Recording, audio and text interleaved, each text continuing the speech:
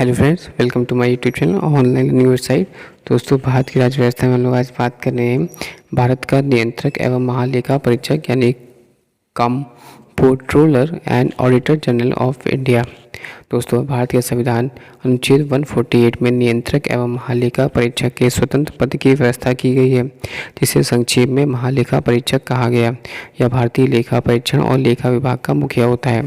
यह लोक वित्त का संरक्षक होने के साथ साथ देश में संपूर्ण वित्तीय व्यवस्था का नियंत्रक होता है। इसका नियंत्रक राज्य व केंद्र दोनों स्तरों पर होता है। इसका कर्तव्य होता है कि भारत के संविधान एवं संसद के विधि के तहत भारत के तहत वित्तीय प्रशासन को संभाले। डॉक्टर भीमराव अम्बेडकर ने कहा था कि नियंत्रक महालेखा परीक्षक भारतीय संविधान के तहत सबसे महत्वपूर्ण अधिकारी होगा। यह लोकतांत्रिक व्यवस्था में भारत सरकार के रक्षकों में से एक होगा। इन रक्षकों में उच्चतम न्यायालय, निर्वाचन आयोग एवं संघ लोक सेवा आयोग शामिल है। नियुक्ति एवं कार्यालय। नियंत्रक एवं महालेखा परीक्षक की नियुक्ति राष्ट्रपति के द्वारा की जाती है। कार्यभार संभालने से पहले यह राष्ट्रपति के सम्मुख निम्नलिखित शपथ या प्रतिज्ञा लेता है। भारत के संविधान के प्रति सच्ची श्रद्धा और निष्ठा रखेगा। भारत की एकता एवं अखंडता को अक्षुण्ण रखेगा। सम्यक प्रकार से और श्रद्धापूर्वक और अपनी पूरी योग्यता, ज्ञान और विवेक से अपने पद के कर्तव्यों का भय या पक्षपात या अनुराग या देश के बिना पालन करेगा। चौथा, संविधान और विधि को मर्यादा बनाए रखूँगा। इसका कार्यकाल 6 वर्ष या 65 वर्ष जो भी पहले हो की आयु तक होता है। इससे पहले वह राष्ट्रपति के नाम किसी भी समय अपना त्यागपत्र भेज सकता है। राष्ट्रपति द्वारा उसे किस तरह हटाया जा सकता है, जैसे उच्चतम न्यायालय के न्यायाधीश को हटाया जाता है। दूसरे शब्दों में, संसद के दोनों सदनों द्वारा विशेष बहुमत के साथ उसके दुर्व्यवहार या अयोग्यता पर प्रस्ताव पास करके उसे हटाया जा सकता है। स्वतंत्रता। नियंत्रक एवं महालेखा परीक्षक की स्वतंत्रता एवं सुरक्षा सुनिश्चित करने के लिए इस संविधान में निम्नलिखित व्यवस्था की गई है। पहला, इसे कार्यकाल की सुरक्षा मुहैया कराई गई। उसे केवल राष्ट्रपति द्वारा संविधान में उल्लेखित कार्रवाई के जरिए हटाया जा सकता है। इस तरह यह राष्ट्रपति के प्रसाद पर्याप्त पद पर नहीं रहता। यद्यपि इसकी नियुक्ति राष्ट्रपति के द्वारा की जाती है। दूसरा, यह अपना पद छोड़ने के बाद किसी अन्य पद, चाहे वह भारत सरकार का हो या राज्य सरकार का, ग्रहण नहीं कर सकता। इसके वेतन एवं अन्य सेवा शर्तें संसद द्वारा निर्धारित होते हैं। वेतन उच्चतम न्यायालय के न्यायाधीश के बराबर होता है। इसके वेतन में अनुपस्थिति, छुट्टी, पेंशन या निवृत्ति की आयु के संबंध में इसके अधिकारों में उसकी नियुक्ति के पश्चात उसके लिए अलाभकारी परिवर्तन नहीं किया जाएगा। भारतीय लेखा परीक्षक लेखा विभाग के कार्यालय में काम करने वाले लोगों की सेवा शर्तें और नियंत्रक महालेखा परीक्षक की प्रशासनिक शक्तियां ऐसी होंगी जो नियंत्रक महालेखा परीक्षक से परामर्श करने के पश्चात राष्ट्रपति द्वारा बनाए गए नियमों द्वारा विहित की जाएगी। छठा, नियंत्रक महालेखा परीक्षक के कार्यालय के प्रशासनिक व्यय जिनके अंतर्गत उस कार्यालय में सेवा करने वाले व्यक्तियों को या उनके संबंध में संदेह सभी वेतन, भत्ते और पेंशन है, भारत की संचय निधि पर भारित होंगे। अतः इन पर संसद में मतदान नहीं हो सकते। कोई भी मंत्री संसद के दोनों सदनों में नियंत्रक एवं महालेखा परीक्षक का प्रतिनिधित्व नहीं कर सकता और कोई मंत्री उसके द्वारा किए गए किसी कार्य की जिम्मेदारी नहीं ले सकता। कर्तव्य और शक्तियाँ। संविधान के अनुच्छेद 149 संसद को वह अधिकार देता है कि वह केंद्र, राज्य या किसी अन्य प्राधिकरण या संस्था के महालेखा परीक्षक से जुड़े लेखा मामलों को व्यवस्थापित करे। इसी से जुड़े संसद ने महालेखा परीक्षक अधिनियम 1971 को प्रभावी बनाया। इस अधिनियम को 1976 में केंद्र सरकार के लेखा परीक्षा से अलग लेखा को अलग करने हेतु संशोधित किया गया। संसद एवं संविधान द्वारा स्थापित नियंत्रक एवं महालेखा परीक्षक के कार्य एवं कर्तव्य। पहला, वह भारत को संचित निधि, प्रत्येक राज्य की संचित निधि और प्रत्येक संघ शासित प्रदेश जहां विधानसभा से हो सभी व्यय संबंधी लेखाओं की लेखा परीक्षा करता है। दूसरा, वह भारत की संचित निधि और भारत के लोक लेखा सहित प्रत्येक राज्य की आकस्मिकता निधि और प्रत्येक राज्य के लोक लेखा से सभी व्यय की लेखा परीक्षा करता है। तीसरा, वह केंद्र सरकार और राज्य सरकारों के किसी विभाग के द्वारा सभी ट्रेडिंग विनिर्माण, लाभ और हानि लेखाओं, तुलना पत्रों और अन्य आनुषंगी लेखाओं की लेखा परीक्षा करता है। चौथा, वह केंद्र और प्रत्येक राज्य की प्राप्तियों और व्यय की लेखा परीक्षा स्वयं ही यह संतुष्ट करने के लिए करता है कि राजस्व के कर निर्धारण, संग्रहण और उचित आवंटन पर प्रभावी निगरानी सुनिश्चित के नियम और प्रतिक्रियाएं निर्मित की गई हैं।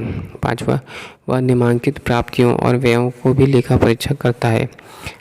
वे सभी निकाय एवं प्राधिकरण जिन्हें केंद्र या राज्य सरकारों से अनुदान मिलता है। दूसरा, सरकारी कंपनियां। तीसरा, जब संसद संबद्ध नियमों द्वारा आवश्यक हो, अन्य निगमों या निकायों का लेखा परीक्षण। छठा, वह ऋण, निष्पेक्ष निधि जमा, अग्रिम बचत खाता और धन प्रवेशक व्यवसाय से संबंधित केंद्रीय और राज्य सरकारों के सभी लेन देन की लेखा परीक्षा करता है।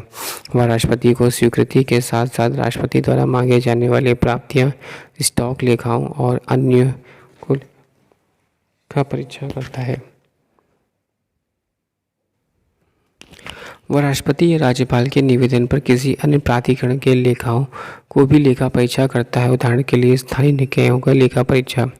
वह राष्ट्रपति को इस संबंध में सलाह देता है कि केंद्र और राज्यों के लेखा किस प्रारूप में रखे जाने चाहिए।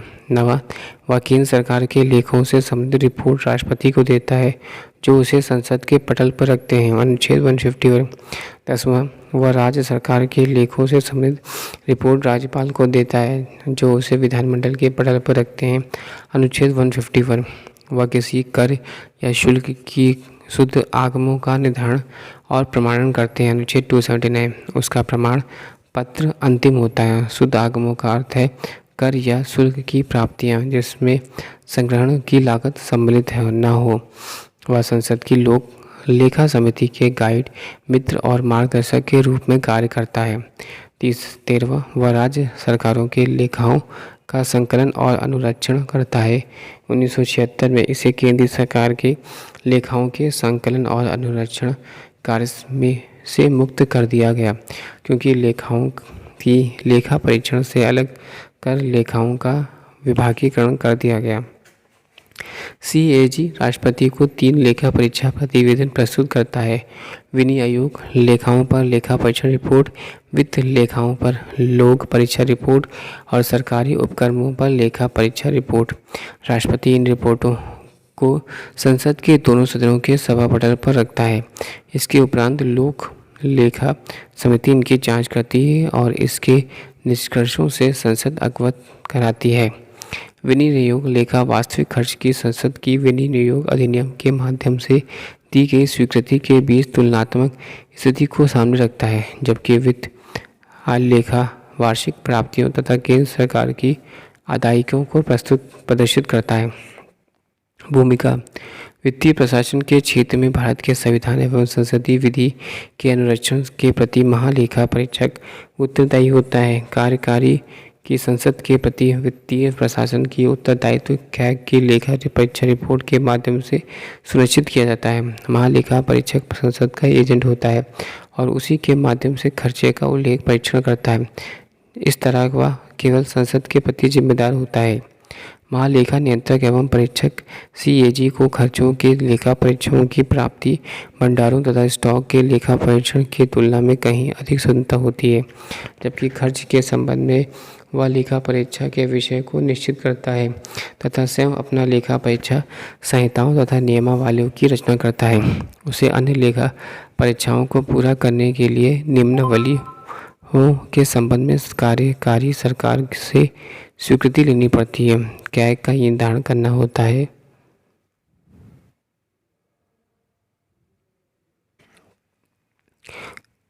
कैग को ये निर्धारण करना होता है कि विधेयक रूप में से जिस प्रयोजन हेतु धन संवर्धित किया गया था उसी प्रयोजन या सेवा हेतु प्रयुक्त या प्रभावित किया गया हो, क्या वह इस हेतु प्राधिकार के अनुरूप हो।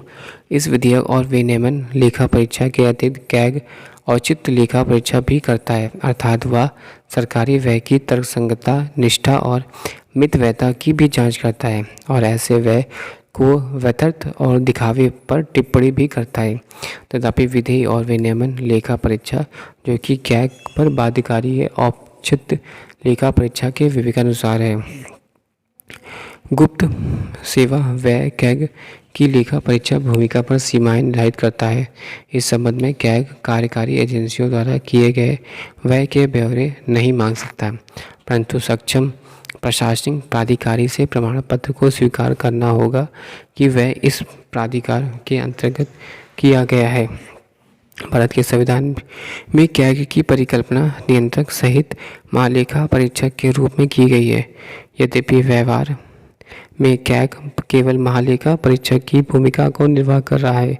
दूसरे शब्दों में कैग का भारत में की संचित निधि से धन की निकासी पर कोई नियंत्रण नहीं है और अनेक विभाग कैग के प्राधिकार के बिना चेक जारी कर धन की निकासी कर सकते हैं। कैग की भूमिका व्यय होने के बाद केवल लेखा परीक्षा अव्यवस्था है। इस संबंध में भारत में कैग की भूमिका ब्रिटेन के कैग, जिसके पास नियंत्रक सहित महालेखा परीक्षक की शक्तियों से बिल्कुल भिन्न है। दूसरे शब्दों में कार्यकारिणी लोग राजकोष से केवल कैग की स्वीकृति से धन निकाल सकते हैं।